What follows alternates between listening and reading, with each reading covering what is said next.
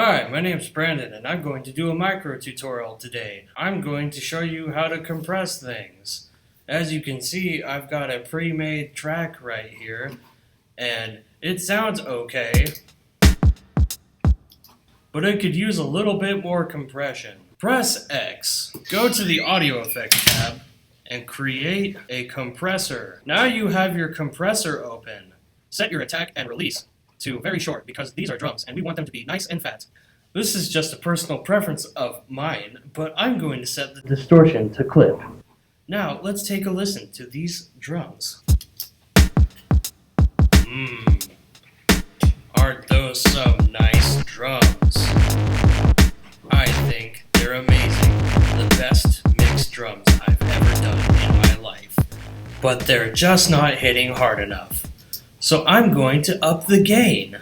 Let's just turn this down a little bit. I'm going to set the ratio to 4, because that is also a personal preference of mine. Now as you can see, in the input gain we are clipping, but on the mix view we are not. That's because the compressor is doing its job. You can tell from the needle moving. Wow, those drums sound really good. I like them.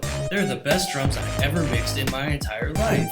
Now that the mix is done, we're going to export this project. Go to the File menu, Bounce, Project and/or Section, make sure it's a WAV file, and hit OK. Now call this, Please Give Me an A, Tony. You know what to do. Make sure to save it to the desktop.